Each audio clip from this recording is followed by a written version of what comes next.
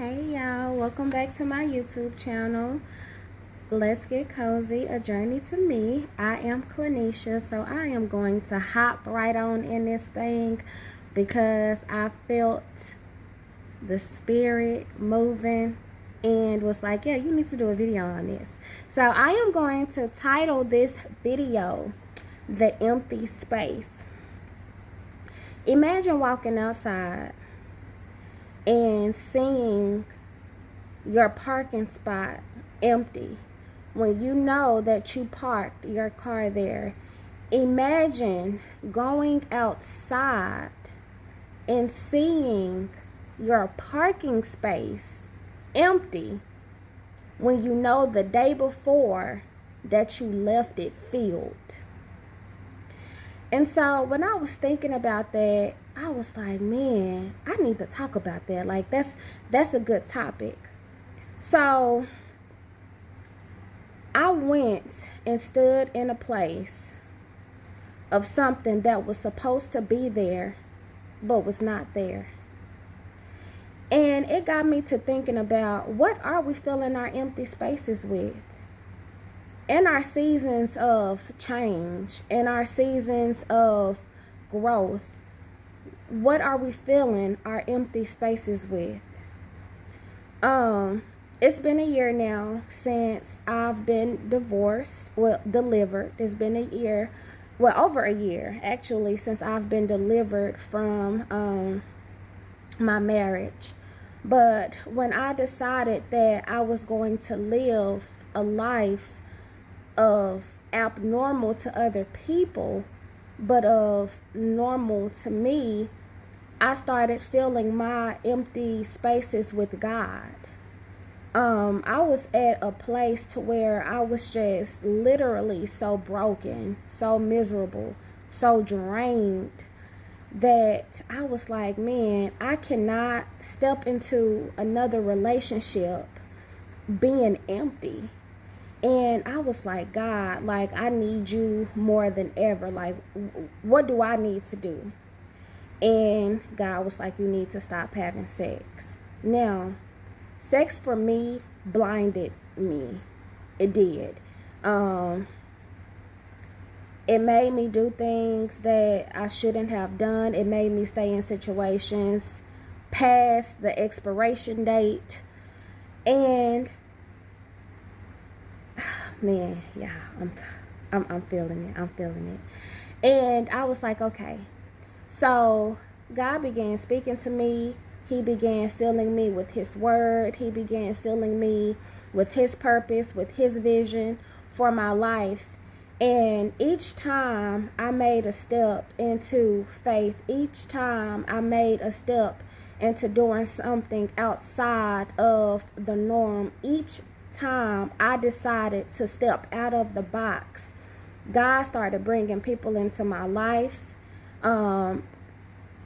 with just, different teachings. Hey, have you watched this sermon? Hey, do you follow this person? And it really began aligning me, because I have friends, but I don't have friends that are where I am, where I'm, the places of where I'm trying to get to. So I had to start aligning myself with people that I typically wouldn't even align myself with.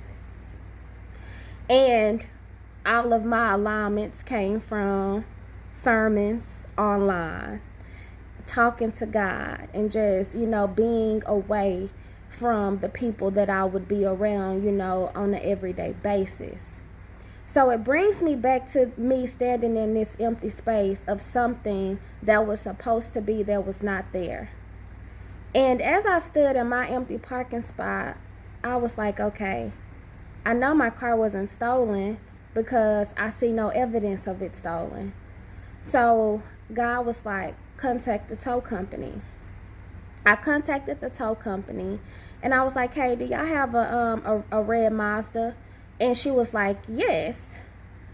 But the way she said yes was like, yeah, of course we got it. So when she took that approach, I snapped. And as I snapped, and as I'm raising my voices, and as I'm saying this, and as I'm saying that, a voice in me, well, God was like, you failed. And I was like, I did. I have been praying to God to deliver me from my attitude, especially being in situations that I did not prepare myself for. If I am faced with a situation, or I know that a situation is about to happen, I think about, the worst possibilities, the worst case scenarios, and I prepare myself for them. But the unknown is something that I needed to work with, like being hit with situations just out the blue. And this was the second time that God has hit me with the situation that I felt. The first time was last week with Amazon, and then this week with my car. Even though my car was towed, it was definitely a blessing and a lesson in that. My car is new. It's a new car. And when I realized that it hadn't been stolen, I was like, you know what, had it been stolen, you have no information on this vehicle. You don't know no VIN number. Your purchase receipt is in the car. You don't know your license plate number, and things like that. So I was like, thank God that it was told, because I have access to this information, and I can give it to the people when they request it, in order for my car to be released to me. Something that is mine already having to be re-released to me.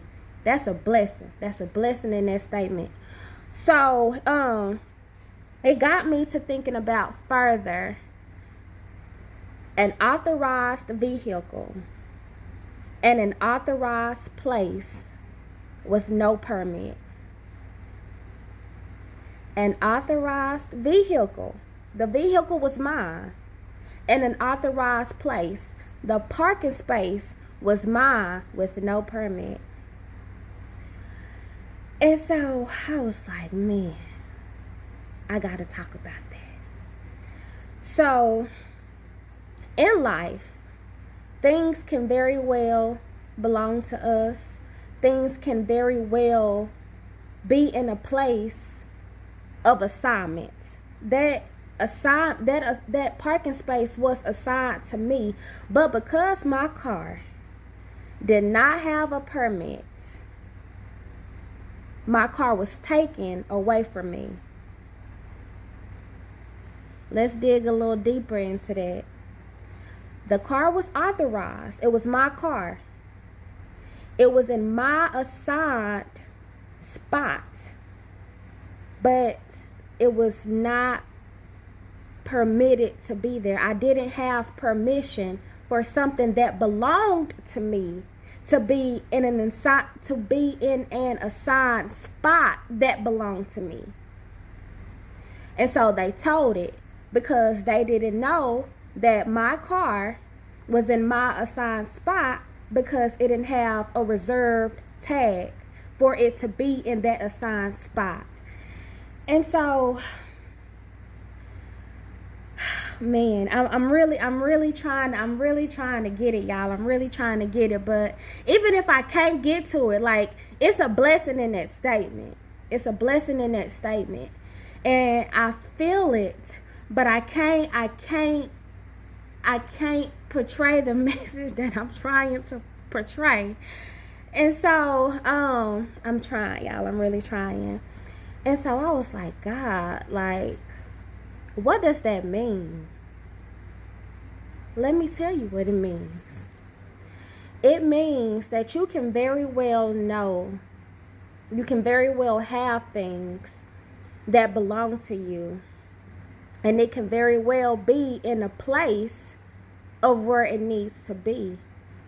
But if it doesn't have permission to be there, then it's going to be removed.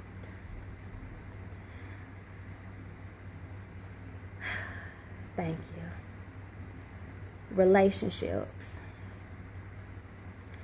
This is about relationships. You can know that somebody is for you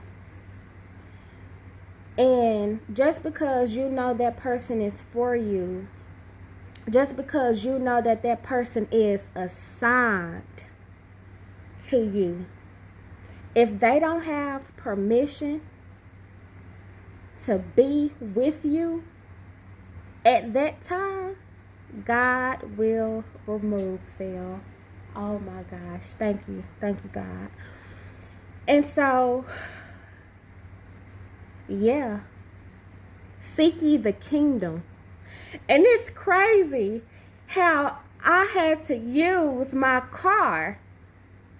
It's crazy how I use the analogy of my car in order for it to be assigned to a relationship.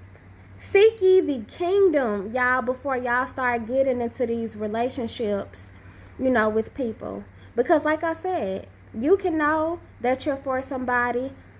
That person can be assigned to you. But if that person doesn't have permission to be with you at that time, they will be removed. Woo! That's good. That's good.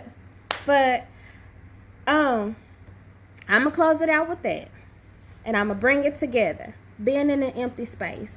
What are you filling your empty space? What are you filling your empty space with? When it comes from you transitioning out of one thing into another. And making sure that you are filling that empty space with God, so that when it is time for you to begin dating again, that you are filled with all the right things. That way you can help the person that you are in relationship with, and that person can help you because they are in relationship with you. And then waiting for the right time and the right place for you all to be together. Don't forget to like, comment, and subscribe. Don't forget to share. And that's it. The empty space versus, well, not versus, the empty space, hashtag the assignment. Until next time, y'all. Peace.